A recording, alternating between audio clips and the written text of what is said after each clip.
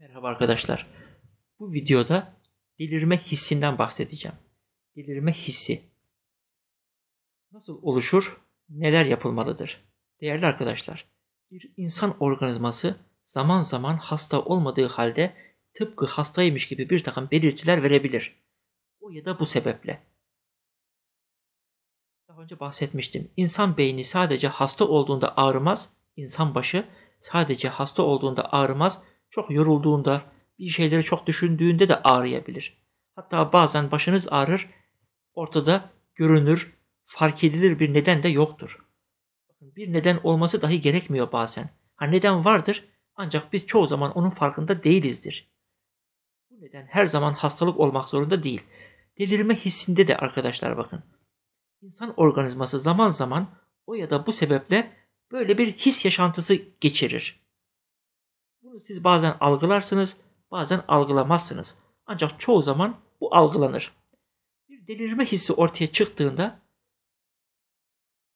bu hissin doğasını çok doğru tanımamaktan dolayı genellikle insanlar yoğun bir korku yaşar. Bu korkunun altında hislerimizi, ki delirme hissi de dahil buna, genelde hislerimizi, özelde ise delirme hissini yanlış tanımak yatar. Ne demiştik? İnsan ya tanımadığından ya yanlış tanıdığından korkar. Psikiyatri ve psikoloji bizi nasıl şartlandırdı arkadaşlar? Hislerimizin, değil mi, önemli olduğu yönünde. Kendimizi kötü hissetmeyi, kötü olmanın, hastalık tanısı koymanın işareti gördü. Hatta sorar, nasıl hissediyorsunuz kendinizi? Kötü. Bu bir kriterdir. Çoğu zaman iyi hissetmeyi iyileşmenin, kötü hissetmeyi de kötü olmanın işareti saydı. Böylece kötü hissetmeyi kötü bir yaşantı olarak bilinçaltımıza kodladı. Oysa hisler çoğu zaman gerçeği yansıtmaz. Kötü hissediyor olmamız, kötü olduğumuzu, iyi hissediyor olmamız da her zaman iyi olduğumuzu göstermez.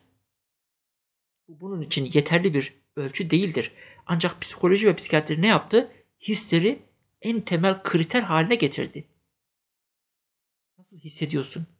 İyi hissediyorum hocam. Tamam. İyi gidiyoruz. Nasıl hissediyorsun? Kötü hissediyorum hocam. O zaman dur ilacını artırayım vesaire. Veyahut da bir takım yaklaşımlarla iyi hissetmemizi sağlamaya çalışma. Birçok terapide maalesef bu hataya düşülüyor. İyi hissetmemizi sağlamaya çalışma. Bu farkında olmadan beynimize verilen iyi hissedersen iyisindir, kötü hissedersen kötüsündür mesajıdır. Beyin bunu yazılımına bu şekilde kaydeder. Siz günün birinde o ya da bu sebeple olumsuz diye tabir edilen, özelde de delirme hissi yaşadığınızda beyin bunu nasıl algılıyor? Doğru bir mesaj olarak algılıyor. Çünkü normal olan nedir beynimize göre, o yazılıma göre? Bu tarz hislerin olmaması. Beynimizin bu tarz hisler üretmemesi, üretiyorsa bunun doğru bir haber, hatta önemli bir sorun anlamına gelmesi. Bakın beyin bunu böyle yazılımla kodlamış. Maalesef bir takım hatalı öğrenmeler sonucunda. Kişi ne yapıyor? Bu ve benzeri hatalı öğrenmelerle süreci yanlış yorumluyor. Ben şu an niye delirme hissi yaşıyorum ki? Bu nereden çıktı? Bu neyin alameti? Geçer mi? Gerçekten delirecek miyim? Bakın bu tarz hatalı sorgulamalar, hislerimizi yanlış okumaktan kaynaklı bu tarz hatalı yorumlamalarla ne yapıyoruz? Yoğun bir korku yaşıyoruz. Yoğun bir korku yaşandığında, korku belli bir eşiğin üzerine çıktığında, yoğun bir korku yaşandığında işte beynimiz bir koşullanma yaşantısı geçirmiş oluyor aynı zamanda. Bu koşullanma yaşantısında ne oluyor? Beynimiz artık kendini kötü hissetmeyle veyahut da delirme hissiyle korku arasında psikolojik bir bağ kuruyor. O saatten sonra artık bu tarz hisler korkuyor. Korku da bu tarz delirme hissini vesaire tetikler hale geliyor. Karşılıklı bir kısır döngü oluşuyor arkadaşlar. Delirme hissi korkuyor. Korku da tersten delirme hissini davet eder hale geliyor. Birbirini besliyor. Biri diğerini tetikliyor. Artık siz o ya da bu sebeple korktuğunuzda bile otomatikman aklınıza delirme hissi geliyor.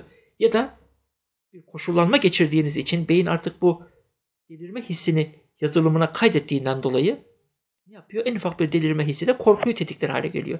Bu böyle birbirini besliyor. Bir çark oluşuyor. Bu çarkın dışına çıkmak lazım. Bu çarkın dışına nasıl çıkacağız? Süreci doğru okumakla. Evvela hislerimizi doğru tanıyacağız.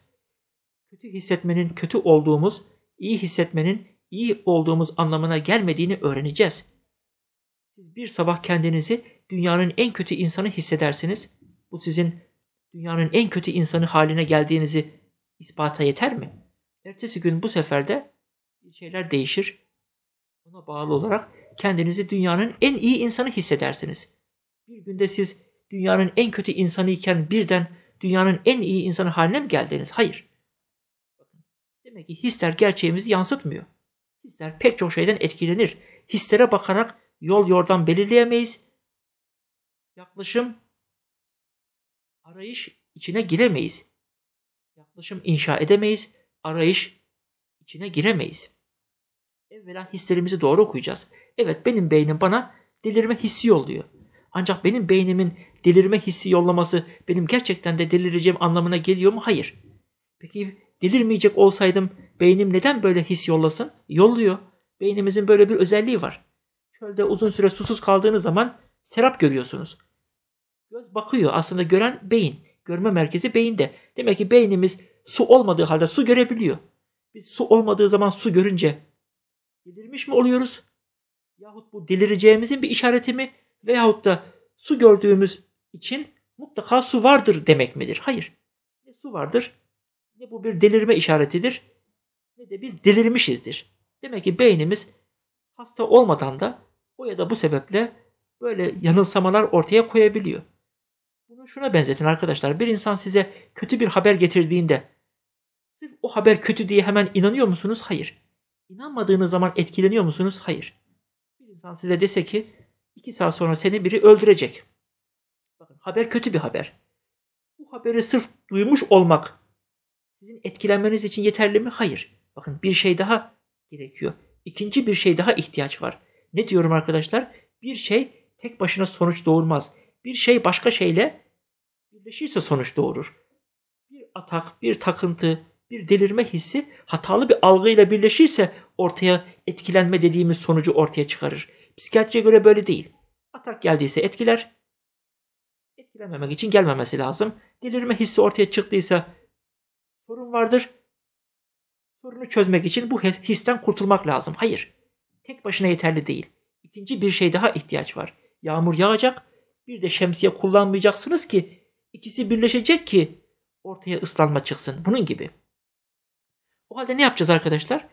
Bu insanı doğru tanıyacağız. Bu insan bu haberi doğru mu getirdi? Yanlış mı getirdi? Bu insan dürüst bir insan mı? Yalancı bir insan mı? Bu insanın yalancı bir insan olduğunu öğrendiğimiz zaman doğru bir bilgiyle getirdiği haberin kötü bir içeriğe sahip olması etkilenmemiz için yeterli mi? Hayır. Bu da böyle arkadaşlar. Beynim bana istediği kadar kötü mesaj getirsin.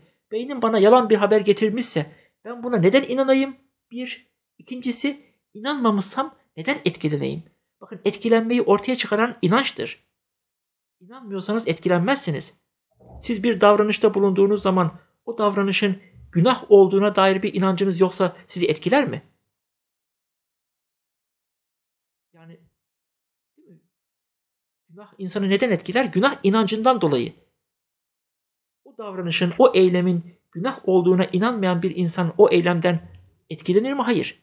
Arkadaşlar, inanç ve algı. Bakın, psikoloji ve psikiyatride inançtan ve algıdan bahsedildiğini kolay kolay göremezsiniz. Hele psikiyatride. Serotonin düştü, ver ilacı. Bu kadar önemli bir algı faktörünü atlayan, ihmal eden,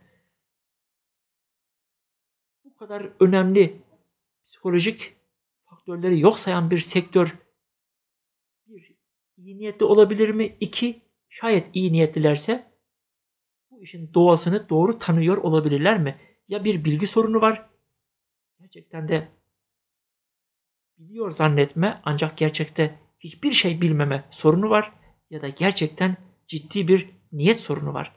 Evet arkadaşlar, beynimiz bazen bize yalan haber getirir. Çöldeki serap örneğini verdim. Uzun süre yalnız kaldığınız zaman garip garip sesler duyarsınız. Bu ne delirdiğinizi gösterir, ne delireceğinizin işaretidir, ne de bu bu tarz sesler duydunuz diye ortamda bu sesler var demektir. Hayır, ne bu sesler vardır, ne siz delirmişsinizdir, ne de delirmek üzeresinizdir. Beynimiz bazen o ya da bu sebeple böyle mesajlar gönderir. O halde biz bu mesajı doğru okuyacağız.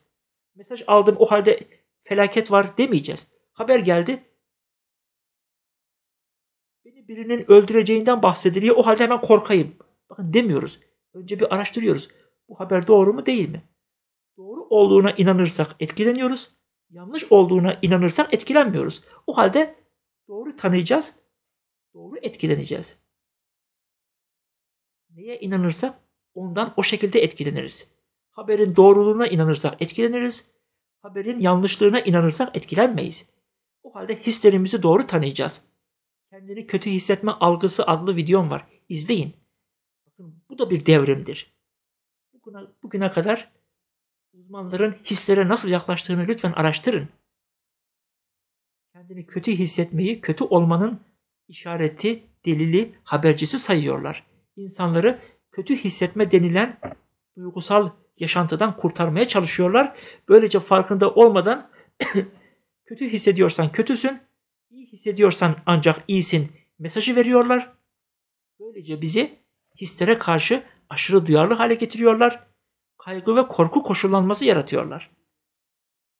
En ufak bir kendini kötü hissetmede kişiler kötü olduğunu düşünmeye başlıyor. Çünkü kötü hissetmeyi kötü olmanın bir işareti olarak bize öğretiyorlar. Hatalı öğrenmeler diyorum ya.